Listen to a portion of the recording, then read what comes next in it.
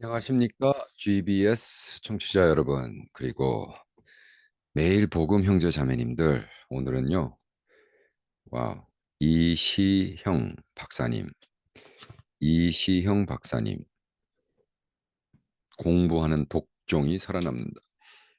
공부하는 독종이 살아남는다. 아주 오래전 책입니다. 2009년도 벌써 11년 됐네요. 근데 뭐, 와, 초판을 3월 10일 날 하고 30세 판을 6월, 3개월 동안 30세를 팔았으니까 뭐 엄청나게 판 거죠. 대한민국 리더들이 먼저 읽고 극찬한 책이었습니다.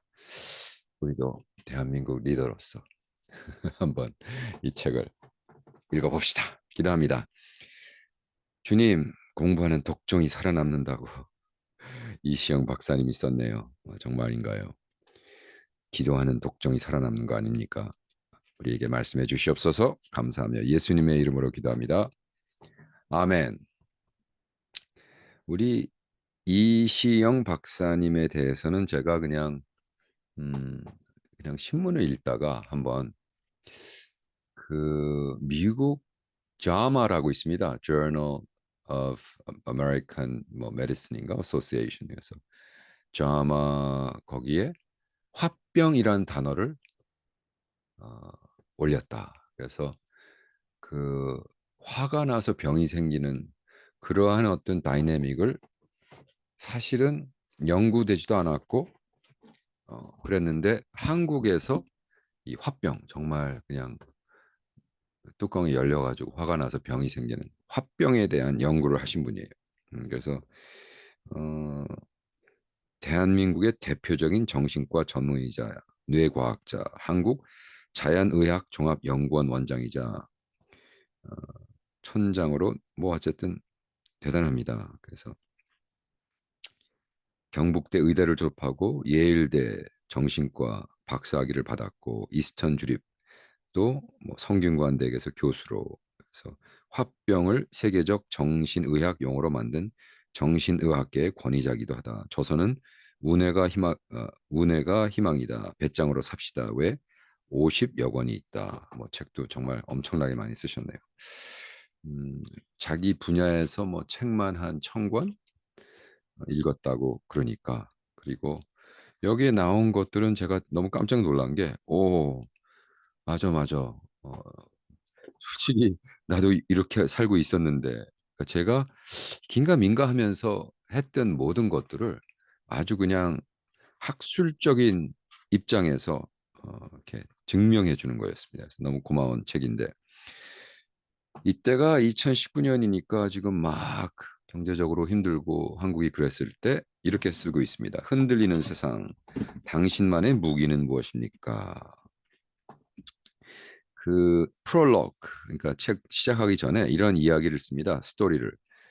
어, 어떤 젊은 친구가 와가지고 저를 좀 도와주세요. 저는 지금 뭐 잡도 못 찾고 힘듭니다. 그랬더니 그러면 공부를 해라. 그랬더니 글쎄요 무슨 공부를 할까요? 그래서 이 박사님이 이랬대요. 일단 대학 학과에 없는 분야를 골라 도전하는 게 좋아. 예를 들어 물도 괜찮아. 요즘 물에 대한 관심이 얼마나 많은가. 그런데 정작 물에 대한 전문가는 그리 많지 않지. 회사는 창조적인 전문가를 찾고 있어. 구직난이라지만 실은 구인난이야. 젊은이는 고개를 갸웃그리며 하산했다. 그런데 정확히 넉 달 뒤, 그가 내 사무실에 다시 나타났다. 이번엔 물병을 들고. 선생님, 이게 우리 회사가 자랑하는 땡땡땡 물입니다. 선생님 덕분입니다. 감사합니다. 그는 정말 물회사 R&D 부서 연구원이 되어 있었다. 나와 헤어진 뒤 곧장 책방으로 달려가 그는 물에 관련된 모든 책을 읽었다고 합니다. 인터넷을 뒤지고 책 저자들을 직접 찾아다니고 물 회사를 견학하고 세미나에 참석하는 사이 그는 완전 물 전문가가 되었다고 합니다. 취업 방식도 색달랐습니다. 취업을 부탁하라 그 회사에 간 게 아니었습니다. 컨설트로 찾아간 것이죠.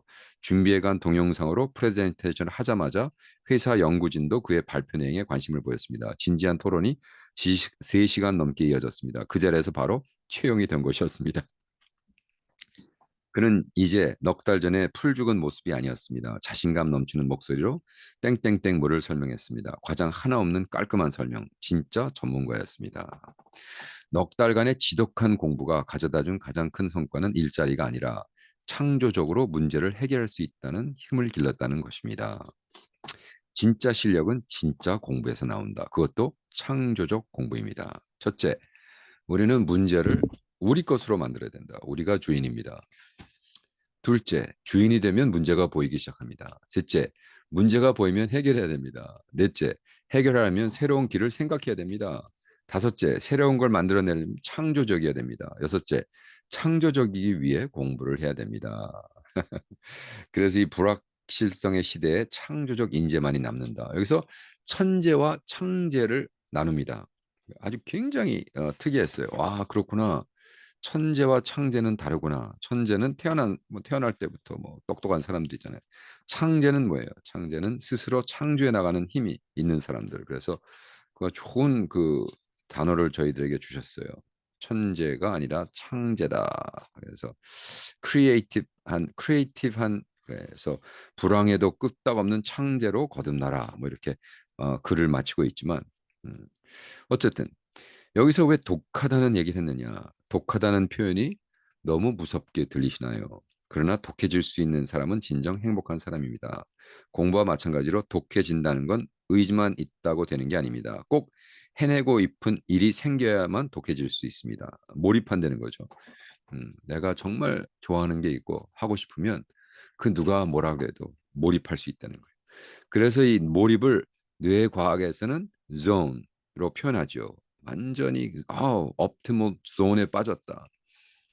저 친구는 완전히 지금 빠져 있네. 예, 그러한 몰입하는 그죠? 예, 하는 게 얼마나 중요한가. 그리고 책을 읽는데 외워서 읽지 말고 비평, 요약, 정리, 편집, 보충해 가면서 읽어야 된다라고 하면서 2009년대 봄을 기다리며 이렇게 책을 줬습니다. 테이블 컨텐츠를 보니까 파트 1은 나이 들어 공부하는 공부가 진짜다. 두 번째, 뇌과학을 알면 공부의 길이 보인다. 세 번째, 공부 능력 두 배로 키우는 잠재력. 네 번째, 공부 테크니션의 여러 가지 필살기. 마지막으로 불황에도 끄떡없는 창제로 거듭나라. 그래서 이건 뭐 나이 들어 하는 게 진짜다. 이건 뭐 쟤도 나이 들어서 박사학위 하면서 절실하게 느낀 거죠. 그죠? 나이가 드니까 갈급해지고 자기가 뭘 원하는지 알고 또 성숙해가지고 딴짓 안 하고 그런 것 같아요. 나를 살리는 창조, 창조를 위한 공부 전략, 창조적으로 공부하는 독종, 창제가 행복하다는 거죠. 창조적 생활이란 머리를 쓰며 사는 것이다. 머리를 쓰며 사는 거예요. 여기에 아주 재미난 거를 말씀하셨는데 공부라는 단어가 한국말로는 그냥 열심히 읽고 뭐 하는 거고 중국말로는 쌓아가는 거고 그다음에 일본말로 뱅교시마스 뱅교는 짜낸다 뭐 이런 표현을 쓰시더라고요. 그래서 내가 공부라는 건 뭐 읽고 쌓고 그다음에 짜내는 이 세 가지를 달아야 공부를 제대로 한다 이런 거죠. 그래서 창조적 생활은 목표 지향적이며 창조가 경제력이고 그죠? 어, 그래서 한국 사람들은 굉장히 창조적이다. 뭐 이렇게 얘기합니다. 여기서 중요한 건 삶은 곧 암이다. 내가 안다는 것이 삶 자체다. 그죠? 지혜를 얻는 것보다 가치 있는 것이 세상에 어디 있을까? 어, 제자가 스승인 플라톤에게 묻는다. 올림픽 우승자에게는 상이 주어지는데 왜 철학자에게는 아무 상이 없습니까? 플레이토가 이런 얘기를 했습니다. 상이란 모름지기 그 업적보다 가치 있는 것일 때 의미가 있을진데 지혜를 지혜를 얻는 일보다 가치 있는 것이 이 세상에 어디 있어 달리 상을 주겠느냐? 아니 지혜를 얻는 것 자체가 상인데 그죠? 지혜를 얻었다고 무슨 메달을 줄 이유가 없고 그냥 철학 공부 자체가 상인데 너무 즐겁고 그 자체가 엄청난 걸 우리에게 주는데 뭘 또 공부 잘했다고 상을 주느냐? 많은 얘기죠. 음.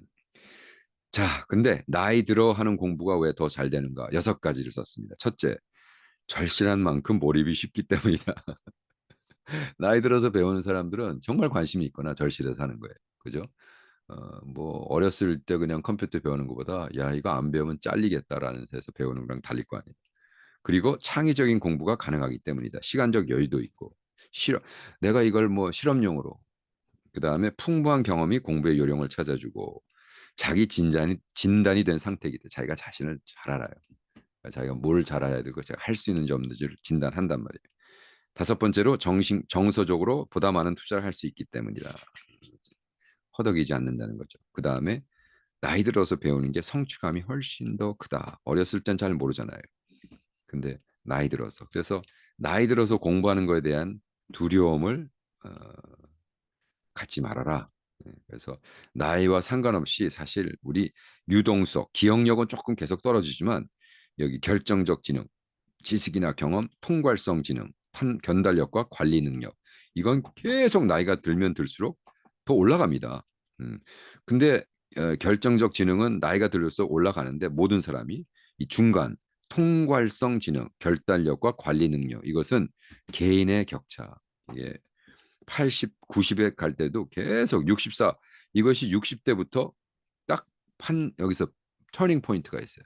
60대부터 계속 자기를 개발하는 사람은 통괄성 지능이 올라가고 여기서 그냥 포기하고 아유 나는 그냥 은퇴하고 골프나 치겠다는 사람들은 이것이 떨어집니다. 그러면 유동성 지능, 기억력은 아무래도 떨어질 거고 통광성 지능까지 떨어져 버리면 결과적으로 뒤지게 되는 거죠.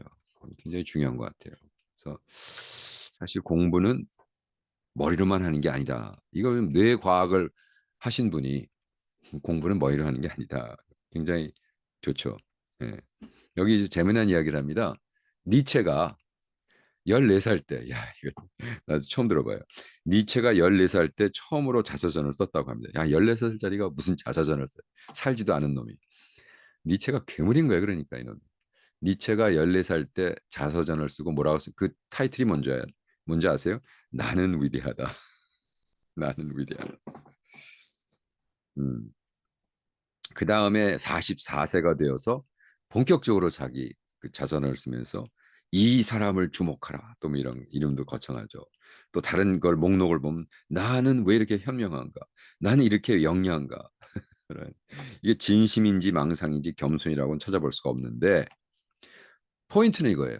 그러나 니체는 확실했어요. 자기 자신을 믿었다는 거예요. 예. 그러니까 자기 자신을 그렇게 믿는 사람들은 뭔가를 이룬다는 거죠. 예. 그래서 음, 그렇다고 뭐 니체처럼 망상증에 걸리려는 건 아니고 믿어보라는 거죠. 그러니까 진짜입니다. 제가 계속해서 얘기하지만 책 한 권은 남겨놓고 가야 되지 않겠냐는 말이죠. 그죠? 여기 뇌를 공부한 사람 말처럼 여기 뇌를 길들이면 생각할 때 바로 시작해야. 뇌를 길들이려면 내가 뭔가 생각났을 때 바로 순종. 그러니까 내가 계속 기도하면서 신앙생활에 뭐라 해요? 하나님의 음성을 듣는 순간 순종해야 되는 ASAAYH. As soon as you hear. 똑같아요. 느낌이 딱 왔을 때 당장 순종하면서 시작을 해야 된다는 거죠. 그래서 우리는 뭐 엔돌핀도 알고 도파민도 알고 알지만 세로토닌이란 것이 세로토닌. 우리가 막 기쁨을 느낄 때 정서적이거나 감정적인 행위, 수면이나 기억, 식욕 등에 대하여 인간의 몸과 정신에 생기와 활력을 넣어 불어주는 기능을 하는 것이 바로 세로토닌인데 이 세로토닌은 행복 호르몬이라고 그러는데 이것은 한 30분 동안 딱 들어갔을 때 30분, 90분이 안 넘어간다는 거예요. 그러니까 이때에 우리가 이거를 잘 몰입해서 써야 된다. 그래서 음, 편안함과 휴식 뭐 이런 것을 한다 해서 그럼 세로토닌을 분비를 늘리는 5가지 방법이 있다 그러네요. 새로운 거예요. 첫째, 좋은 음식 잘 씹어 먹기. 야, 이게 씹는 게 이렇게 중요하네. 여러분, 옛날 사람들은 하루에 6천 번 이상 씹어서 식사를 했대요. 6천 번. 근데 요즘은 200번이 고작이래요. 와, 왜 햄버거 몇 번 씹어요? 뚝 해서 뚝 잘라서 쭉쭉 왜 다 프로세스 되고 소프트하고 근데 옛날에는 그냥 막 씹어 먹고 뭐 다 질기고 막 꼭꼭 씹어라. 음.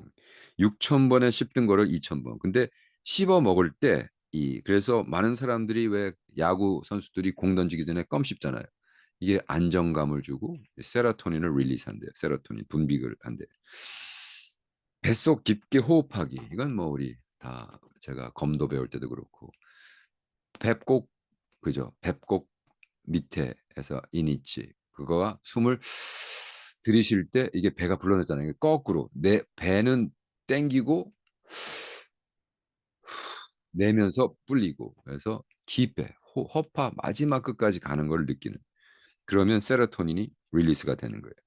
그 다음에 즐겁게 걷기 차 없이 와우 옛날에요 보통 평균 24km를 걸었대 한국 사람이 15마일 15마일이면 뭐냐면 해 마라톤을 걸으면서 사는 거예요 사실은 걸어 다닌 거예요 근데 요즘 다 차를 타니까 그러니까 걸 자꾸 걸으면서 이 플로 세라토닌이 걷는데 빌 게이츠 모든 자기는 걸으면서 생각을 한다고 그래요. 야 이게 뭔가 있는 사람들이 아는 사람들이죠.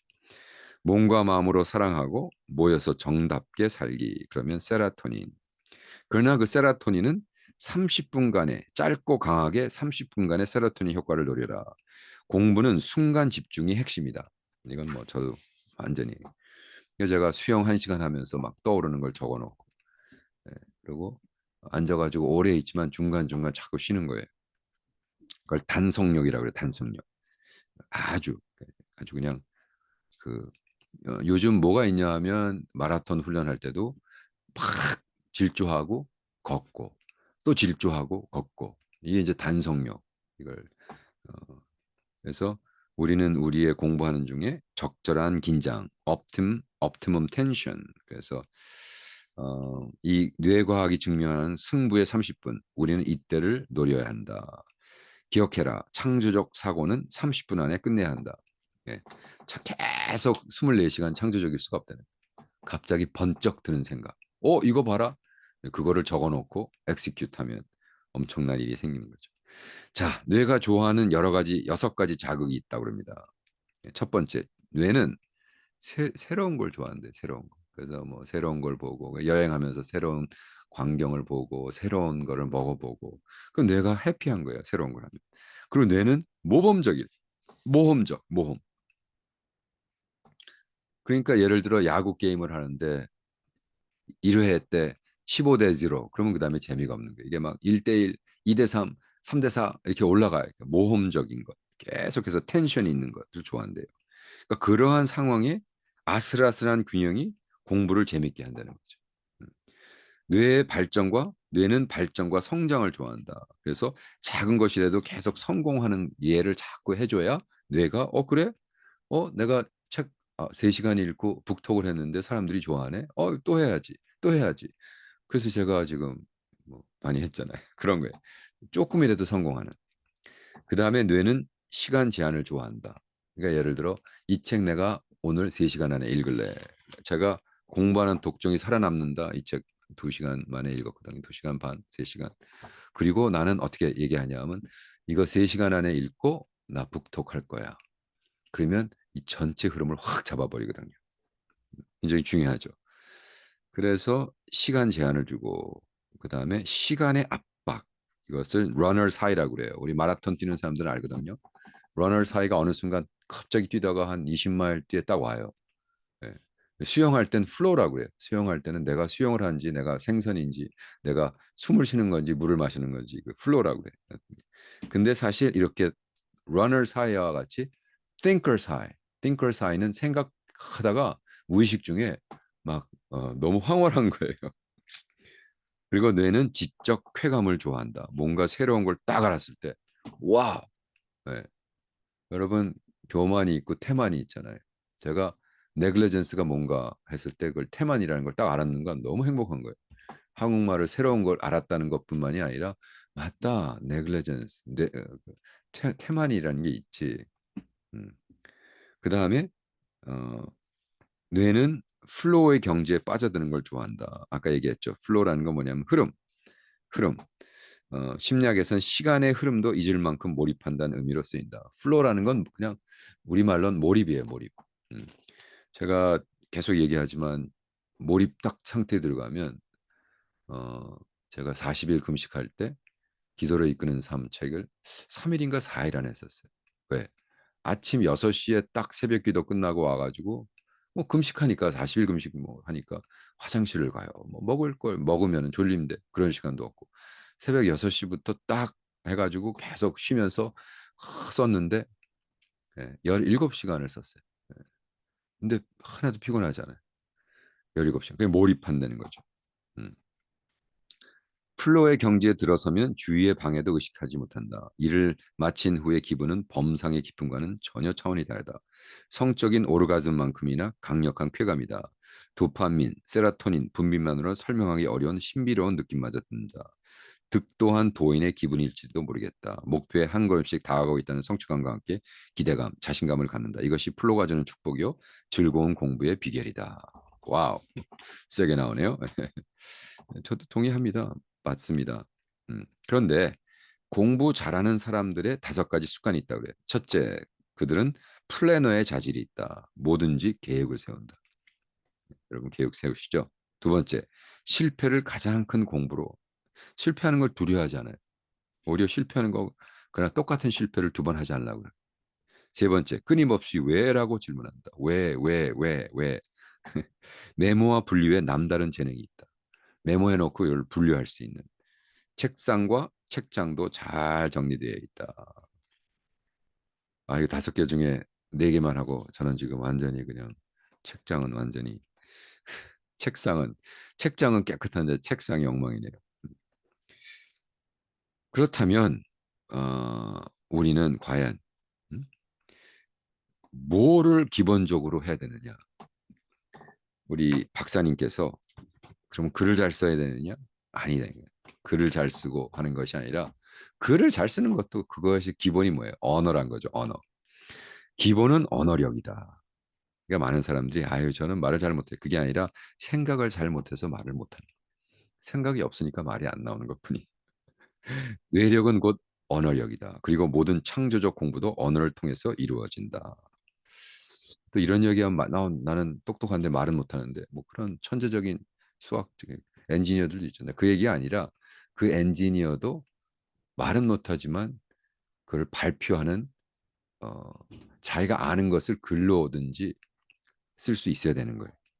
그래서 배운 것은 반드시 써먹어야 하는 이유, 출력 없는 의력은 의미가 없다라고 얘기합니다. 이게 뭐냐 하면 어, 그 배운 것은 반드시 이게 제가 키포인트입니다. 지금 보세요. 제가 만약 이 책을 1년 전에 읽었어. 입력했어. 근데 출력이 없어. 아울렛이 없단 말이죠. 근데 제가 오늘 아침에 일어나서 이 책, 제가 한 1년 전에 산 책인데 뒤에 꽂혀져 있었네. 쭉 뽑아서 오늘 뭐 시간이 있으니까 읽고 북토기나 해야겠다. 그럼 3시간 동안 몰입을 했단 말이에요. 플로우를 해가지고 쫙 읽고 노트하고 메모해가지고 정리해가지고 이 포인트, 이 포인트, 포인트 해야지. 그리고 딱 해서 지금 29분 25초 GBS 청취자를 위해서 준비하고 있다. 배운 것은 반드시 써먹어야 하니 출력 없는 입력은 의미가 없다. 아이고. 그리고 저는 이 유튜브를 통해서 북톡뿐만이 아니라 이걸 통해서 출판을 하잖아요. 제가 매일 아침 2시간, 3시간씩 성경을 공부하고 지금 창세기 주석을 쓰고 있는데 창세기를 공부하고 그거를 발표하고 입력해서 출력하고 그것을 출판하고 이것이 계속 반복되니까 1년에 제가 어? 책을 10권 이상 출판하고 있다. 1년에 10권 이상 출판. 그렇다면 효율적 공부의 매뉴얼을 읽혀라. 첫 번째, 이게 재미난 얘기 아까 그랬죠. 공부란 단어는 국어 사전을 찾아보면 학문이나 기술을 배우고 익힘. 중국에서의 공부는 오랫동안 공들이다. 수업, 연구를 쌓는다. 일본 말은 뱅쿄, 니혼고 뱅쿄 시마스까? 일본 말을 배우셨습니까? 뱅쿄는 뭐야? 궁리함, 생각을 짜내는 것. 그래서 이렇게 공부라는 자체가 근데 다 3가지가 포함돼야 된다니까. 3가지가. 예. 잘 배우고 잘 쌓고 잘 활용해가지고 그래야 사실 공부라는 거예요. 잘 쌓. 그러니까 예를 들어 자꾸 어떤 사람들은 저 사람은 뭐 책은 죽어라 읽는데 도대체 뭐 도움이 안 돼. 왜? 혼자 쌓아놓은 거예요. 그냥 예를 들어 빌리언 달러가 뱅크 어카운트에 있는데 가난한 사람 밥 사자 그러는데 그 돈을 어떻게 꺼냈을 줄을 모르는 거예요. 그러니까 쓸모가 없는 거죠. 그죠? 내가 빌리언웨어면 지금 캄보디아의 가난한 고아애들 대학 보내는 거에 1년에 한 10 밀리언 주고 가난한 사람들 50 밀리언 주고 알로케이트 해가지고 투자해가지고 그것도 비트코인을 사는 걸 해가지고 이자 버는 걸로 해서 30%씩 하자. 뭐 이렇게 이게 아웃풋이 있어야 되는데 공부는 죽어라 했는데 아웃풋을 안 하는 사람들은 지혜는 쌓아놓고 써먹지 않는 사람들이에요. 그러니까 결과적으로 지혜가 없는 사람이죠. 공부는 열심히 했는데. 어, 이 책에 뭐 여러 가지가 재미난 점들이 많습니다. 근데 음, 초고로 초고도 집중력을 기르는 일점 집중의 비법. 집중할 때는 무섭게 해야 한다. 일점 집중이다. 일점. 첫째, 버리는 것부터 시작하며, 둘째, 집중의 대상이 단순 명령해야 되며, 셋째, 전체를 개관하며, 넷째, 전체적인 흐름에 합당한 만큼의 부하를 걸며. 그래서 뭐 중요한 거죠. 그래서 책이 있는 거에 대해서 그렇게 쓰고 있습니다. 네. 그러면서 우리가 집중하면 하루를 48시간처럼 쓰는 시간 창출의 비법은 1시간 빨리 일어나라. 1시간 빨리 일어나고 하루에 6시간만 자고 그다음에 1시간 빨리 일어나서 지하철 타고 일 가면 사람이 없으니까 거기에 앉아서도 공부하고 그 자기가 보통 일을 하면서 그렇게 했더니 1년에 150권 책을 더 읽을 수 있다는 거예요. 왜? 책 한 권 읽는데 5시간. 이분은 책 한 권 읽는데 5시간을 쓰는 모양이에요. 저는 3시간 쓰는데. 근데 어쨌든 그래서 1년에 어떤 분야에든지 150권을 읽으면 전문가가 된다. 10,000시간이거든요. 10,000시간. 하루에 8시간씩 3년 반. 그러니까 그러나 제가 또 얘기하지만 그때 11조에 대한 책을 제가 120권 스kim하고 정리해서 11조에 대한 책을 썼어요. 그러니까 굉장히 중요한 것 같아요. 그리고 하루에 6시간 자고 좀 피곤하면 오후에 20분 정도 잠을 자라. 낮잠을 자라. 근데 이분도 낮잠 자는 걸 굉장히 권합니다. 저도 굉장히 권하고. 저는 뭐 캄보디아에서 그렇게 사니까. 그러나 낮잠을 제대로 자야 돼. 20분을 자도 전 딱 30분 자거든요. 빠자마 입고, 그죠? 세수하고, 빠자마 입고, 세수는 아니. 저는 캄보디아에서 피곤하면 빠자마 입고 양말 벗고 딱 20분에서 30분, 20분 정도 자고 일어나서 샤워를 해요. 그럼 새로운 아침을 맞는 것 같은. 그래서 저는 정말로 하루에 48시간. 그래서 많은 사람들이 목사님 뭐 이런 거 하면서 어떻게 1년에 책을 10권 이상 집필해요. 그래서 그건 아마 낮잠을 잘 자서 그런가? 그리고 책을 어떻게 읽느냐? 책은 필요한 정보만 골라 담는 정보 습득의 기술. 이건 제가 신학교에서 가르치는 방법론입니다. 책 읽는 방법. 첫째, 대충 읽기. 이거 꼼꼼히 읽으면 안 돼요. 그냥 필요한 정보만 대충 노트에 가면서 읽고 핵심만 그다음에 밑줄 그리며 읽기. 그다음에 저자와 토론하며 읽기. 이건 뭐 제가 가르친 거 그대로입니다. 제 책을 읽었던 것 같아 이분이. 메모하며 읽기. 그리고 다시 돌아가서 읽고 예. 근데 저는 다시는 안 돌아가요. 그리고 오히려 저는 읽은 다음에 북톡을 하고 메모해 놓고 끝. 그리고 메모 목차를 보고 마음이 가면 바로 사라. 제가 책방에 가서 보통 200불, 300불어치 책을 사거든요. 한꺼번에.